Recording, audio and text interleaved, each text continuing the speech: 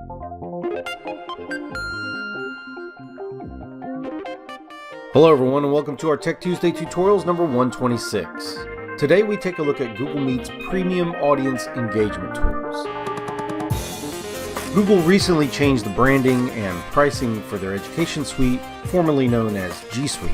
It's now Google Workspace for Education, but it's mostly the same as before. One notable difference is that there are more granular levels for pricing and licensing. We're not going to go into that today, but it should be mentioned because it may cause more schools to take a strong look at Google Meet's premium features. If you're considering upgrading, here's what you get with Google Meet on the upgrade. You get a higher number of participants, 250 versus 100. You get to live stream within your domain. You get attendance tracking automatically for any meets that are over 5 people. You get noise cancellation technology within your Meet. And the student engagement tools, which we're going to take a look at today. There are 3 tools which we're going to look at, and those are Q&A, polling, and breakout rooms. We're going to start with the simplest one, and that is Q&A. To activate these tools, you simply go up to the 3 shapes at the top right corner. Then you'll see the 3 different tools there. Again, if you have the enterprise version or the paid version, then click on Q&A, and you can just simply turn on Q&A whenever you like. Once it's turned on, students will get a little green dot indicating that there's something new in that area, and they'll see another green dot indicating that something has changed here. They simply come in here and type in their question, and it gets posted. On your side of things, you see questions as they come in. You can choose to mark them as complete once they have been answered, and you can go in here and choose to delete questions or hide them. Hiding the question means that the question still stays up for the student and stays up for you, and then you can filter based on questions that have been answered or hidden or whatever. So it gives you 2 options there to kind of get these questions dealt with. Now, if you mark them as complete, everyone will see them as marked off as complete. They'll see a little check mark there, but they'll stay in the list. So hiding them kind of gets them out of there. Complete lets people know that they've been answered. And then, of course, deleting them gets rid of them. Now, one thing that is kind of nice about this is that other students can go in and upvote questions that they feel are good. So once other people start answering questions, you may find that some questions are more popular than the others. They get more upvotes. You can choose to filter, of course, any questions that you haven't answered yet. You can also order them in terms of popularity. Now, this feature is really good with large groups where you won't really have time to address any and all questions or parse through the chat to find questions. The next feature I want to show you is polls. And when you go into polls, it's very simple. It's a simple true-false question or multiple choice question. You simply type out the question, put in the options that you want in there, and then hit save or launch.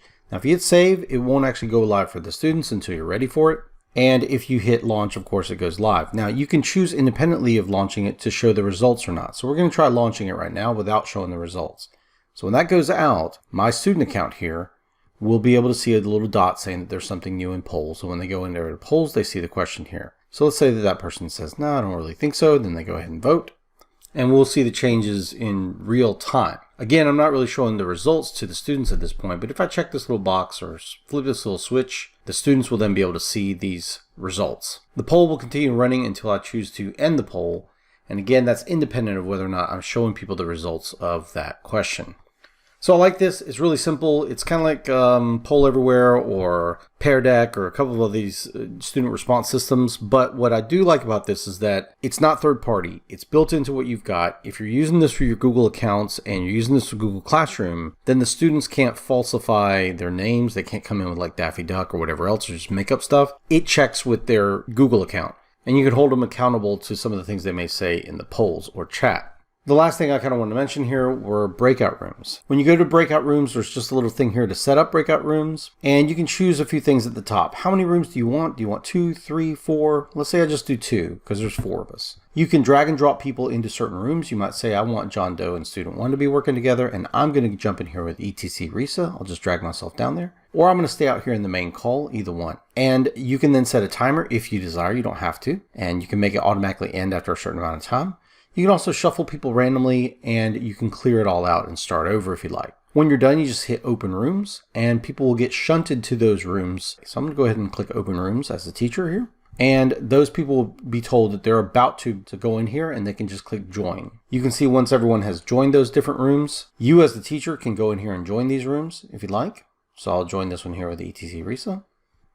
Now, I still have this interface here, which allows me to leave this room or join a different room and bebop back and forth and go between them. If you're a student in one of the rooms, then the student has the option to ask for help. And if they click on that, the teacher gets a thing saying in Breakout Room 2, Student 1 asked for help. And you'll see it here that says they asked for help, and it tells you just now, and they can choose to cancel their request for help at any time. So that's a really strong feature there in that you can go back, through the rooms, see people, talk to them, jump out. They're still in the rooms, and at any time they can kind of raise their hand and say, hey, we're struggling over here. At any time you can come in here and edit the rooms, rename them.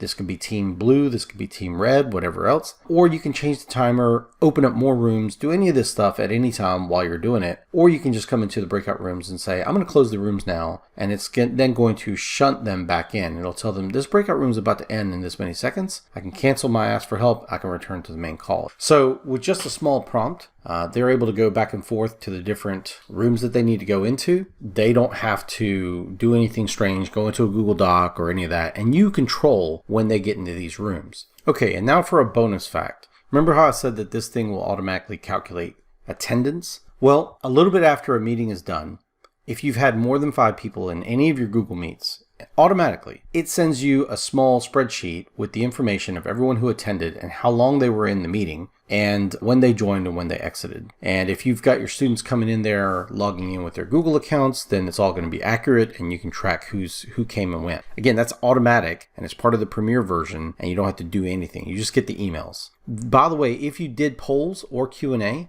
that will also get emailed to you as a separate spreadsheet with the data from the polls and the Q&A and any questions and who answered what. Finally, if you're paying for the upgrade, your Google Meet recordings last indefinitely. As long as you want them to do, you have unlimited recordings, and it's done just by going down here and hitting the 3 dots and choosing Record Meeting. When you combine the attendance, the Q&A, the polling, the breakout rooms, and the Record Meeting options, it starts to be pretty cost effective considering a lot of these packages are running about $4 a user.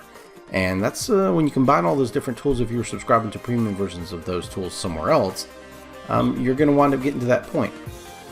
So I hope you all enjoyed this video and I hope you found it useful. And if you did, go ahead and hit that like button.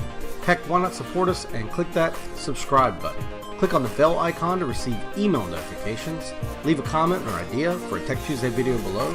Share this video with your friends. And we'll see you guys in the next video. Bye bye.